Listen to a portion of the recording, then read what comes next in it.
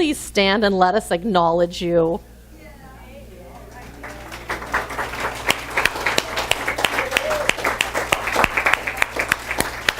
I thank each and every one of you for the difference that I know that you have made in this world by being a father.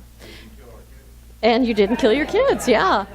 I'd also like to acknowledge our fathers and those who played the role of father in our life, and recognize and honor also how much we gained from them and how much influence they have been on who we have become as adults today. And so I honor our fathers or those who played the role of father for us also. And so in honor of Father's Day today, we are looking at actuating those qualities of the archetypal father or the archetypal masculine of the divine that each and every single one of us already contain within us. For we all contain the masculine and the feminine, whether you are a man or a woman. And Ernest Holmes, who is the founder of this philosophy, says, God, first cause, the great I am, is both masculine and feminine in its nature. And he also says we comprehend God to the degree that we embody the divine nature. And so I talk about all the time that what happens is when we identify and recognize something, it is only then that we can actually bring it forward. So as we recognize that we already have the divine masculine within us, that we already have the divine feminine within us, it is then that we can actually bring it forward into our lives and create balance in our lives and create a balanced life out of those two aspects of the divine.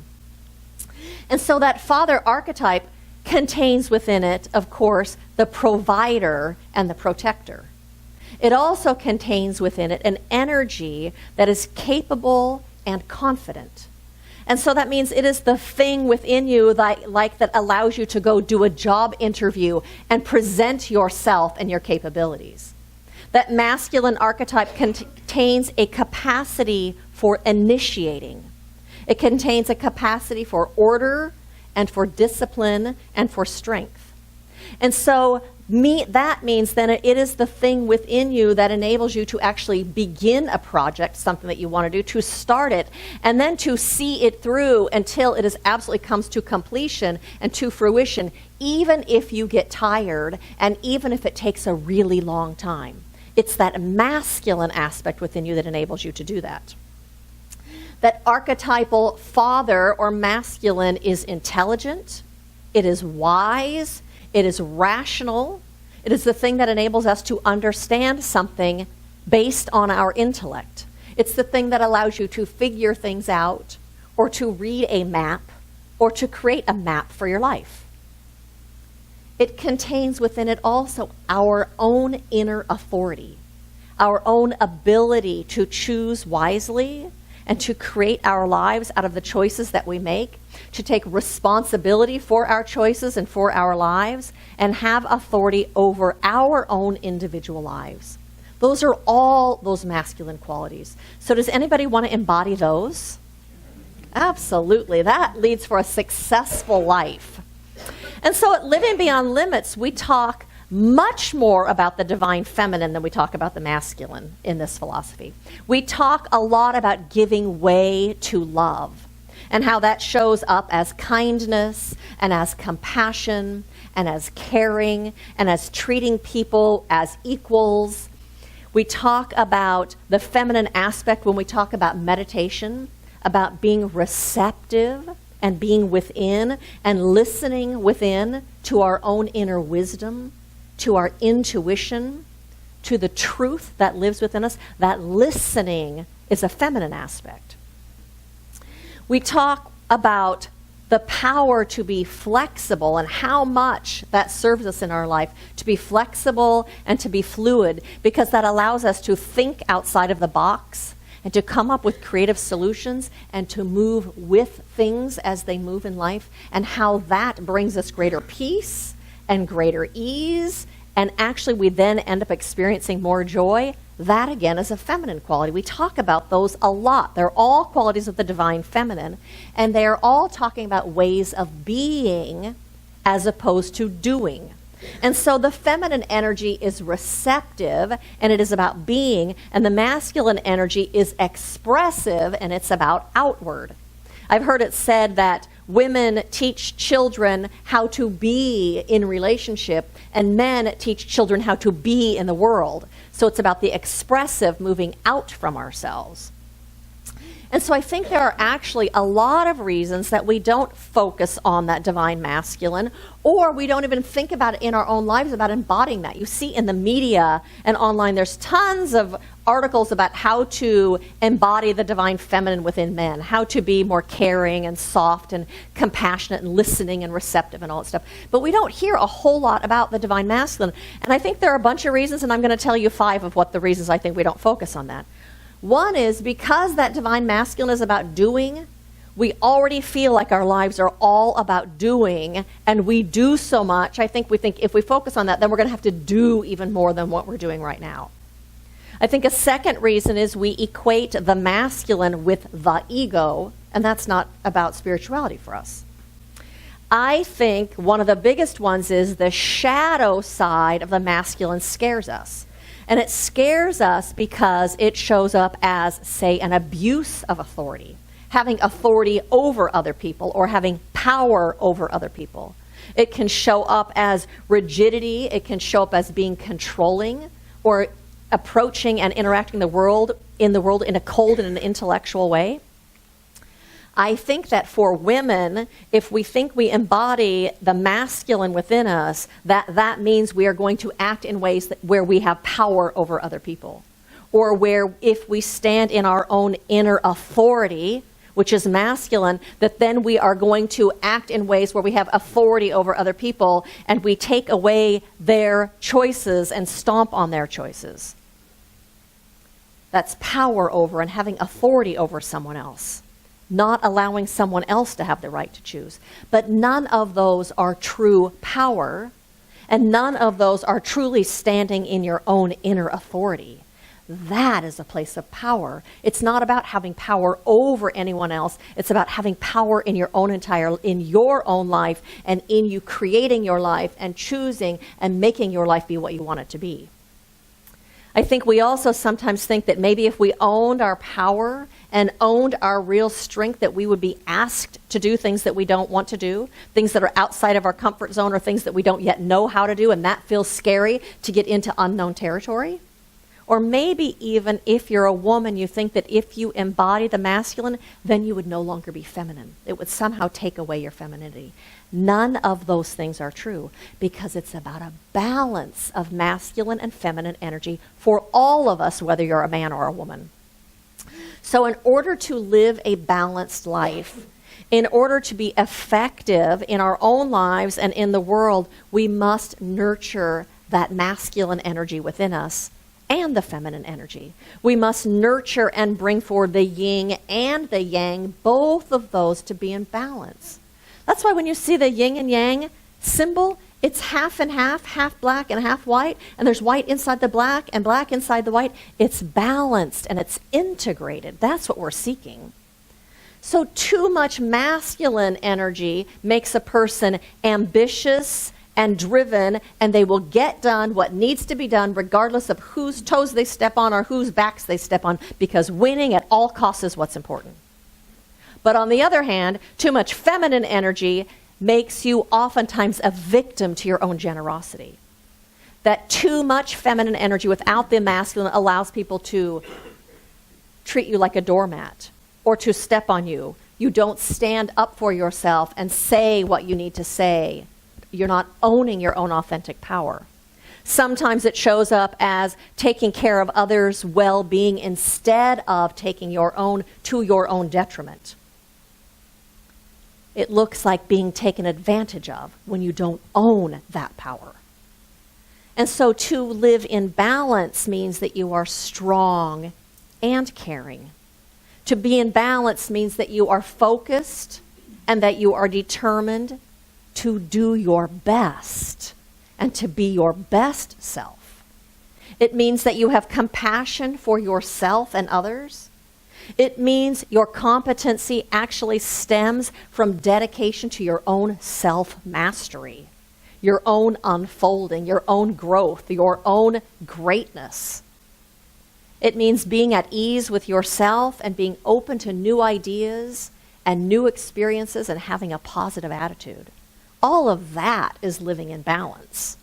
That shows up, and we see that in Superman, who is the hero and goes out and does what needs to be done and makes the world a better place while being caring and loving and embracing. It shows up in Mary Poppins, who stands up for what is right and says what is right, and at the same time cares for and loves the family that she's with. It is a combination of strength and caring, of power and being loving and wise, and that inspires us to be our best.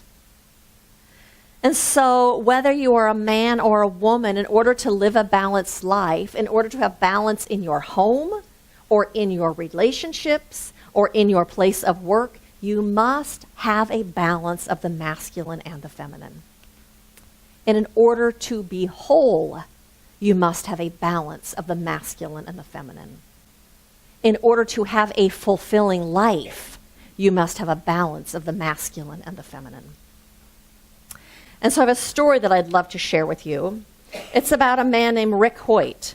Rick Hoyt was born in 1962. As a result of oxygen deprivation to Rick's brain at the time of his birth, Rick was diagnosed as spastic quadriplegic with cerebral palsy. His parents, Dick and Judy, were advised to institutionalize Rick because there was no chance of him recovering and little hope for Rick to live, quote, a normal life. This was just the beginning of Dick and Judy's quest for Rick's inclusion in the community, in sports, in education, and one day in the workplace. At the age of 11, after some persistence from his parents, Rick was fitted with a computer that enabled him to communicate, and it became quite clear that Rick was quite intelligent. With this communication device, Rick was also able to attend public schools.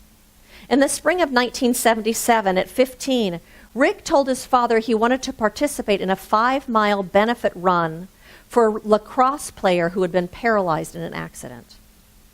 Far from being a long-distance runner, his father, Dick, agreed to push Rick in his wheelchair. They finished all 5 miles, coming in next to last. That night, Rick told his father, "Dad, when I'm running, I feel like I'm not handicapped." This realization was just the beginning of what would become over 1,000 races completed, including marathons, duathlons, and triathlons, 6 of them being Ironman competitions. Also adding to their list of achievements, Dick and Rick biked and ran across the United States in 1992, completing a full 3,735 miles in 45 days.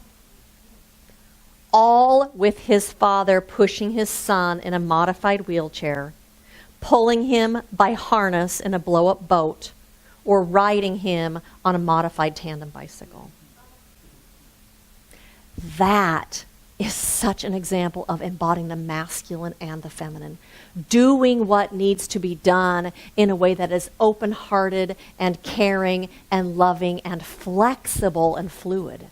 What a fabulous example that is. We also see that example in Ray Bunch. And that's why we love him so much. He's such a big bear of a guy with a big roar, and will stand up here and cry and be soft-hearted and love and hug everyone. It is this beautiful combination of masculine and feminine. So it's not desirable to be one or the other. It's desirable to live in balance with those two. Oprah Winfrey is another fabulous example of somebody who has embodied both. It has made her so incredibly successful in her life, in all the things that she's done in her TV show. I know we've all seen her TV show and how she in that show is so open-hearted and open and compassionate and caring, at the same time standing in her own power and her own inner authority, never being a pushover, but being open while she stands like that. She has interviewed presidents and royalty and celebrities, and today she has created this powerful empire that is worth over $3 billion. She could not have done that without embodying both of those polarities. And so embodying the masculine allows us to stand in our own inner authority, to create our own lives, to stand in our wisdom and in our competency and in our power. It enables us and allows us to know that we have a right to what it is that we want to do and who it is that we want to be, and to move toward that and create that in our lives. It allows us to say what it is that we need and to stand tall. To embody the masculine is not to get swept away by the circumstances of the world. It's to stand up and do what needs to be done. It is about doing what is before you, standing in the confidence of your own spirit, and standing in the confidence of the one presence that you represent here on earth, that you stand in and that you stand for and that you stand as the presence of the divine here. That's the power inside of you. Standing in that deep anchor of your own spirituality and of your own wholeness, the wholeness of spirit in you, spirit as you. That is who you've come here to be on this planet Earth. The love of the divine expressing through wholeness, expressing through confidence, expressing through capability, expressing through your own standing firm in your right to have and to be. Standing in your own spiritual authority. You are here to share your gifts and your talents that only you can express through your competency, through your confidence. If you aren't confident, you can't share your gifts in the world. You are here to make a positive difference in this world, and you do that best when you stand in your own power. You do that best when you stand in your own strength. That's where the power to make a difference comes from. You intuit and you feel and you know what is right, and then you go and you do it. You act it in the world. So my invitation to you is to stand tall and to bring your best self to this world as only you can from that place of your own power and inner authority. When you do that, then all of the world is served. You are a grand idea in God, here expressing as this perfect balance of masculine and feminine. And so blessings to every single one of you on this path of awakening to who you are, to embodying the fullness of who you are, to living your wholeness, and to making this a beautiful world. Blessings to every single one of you.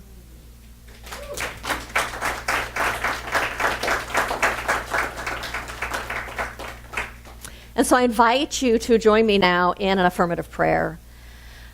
Oh, and so how good it is to be in this place of recognition and in this place of remembrance that yes, indeed, here we stand in this presence. That everywhere we go, in everything we do, we are surrounded by and we are immersed in this one power, this one presence, this one life, this one beingness that we call God, that we call the divine spirit. We recognize that, yes, this one permeates all things and fills every moment of our life and fills everything that we do and goes with us everywhere that we go, that it is that presence that goes before us and makes the crooked places straight. It is the presence that goes before us and makes the way open and smooth. And it is the one that goes inside of us that expresses itself as authority and as our own confidence and as our own capability. It is that within us which calls us and moves us to be a beneficial presence in this world. And so I know that indeed it is God's good pleasure to give us the kingdom. And that kingdom is already here, and it is already now. And it only takes our recognizing that it is within us and calling it forward, inviting it forward, and then living it. And so how blessed each and every single one of us is to be living this life in this divine presence, in this infinite good, and that good today is unfolding itself all around us. What a blessing it is to be a beneficial presence on this planet. And so I give thanks for that.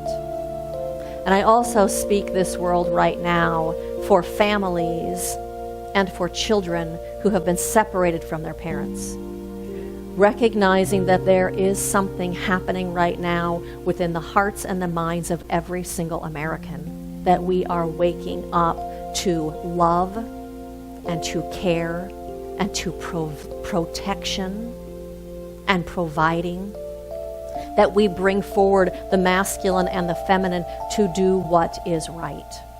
I know that same presence right now is being stirred up and is being awakened and is expressing itself within every single person of authority, every single politician, every single person that is involved in border protection.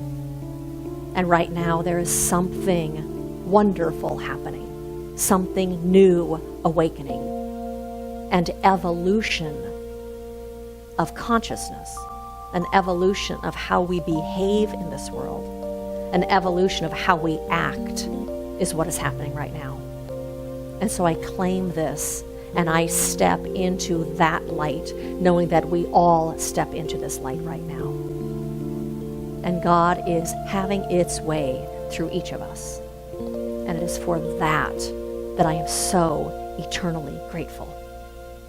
And so I release this prayer into that creative law of the universe, knowing that it is done as it is spoken, as it is declared, and as it is accepted. And so that is what we do right here and right now. We declare this to be the truth, and we accept it as the truth. And I say, thank you, God, and so it is. Amen.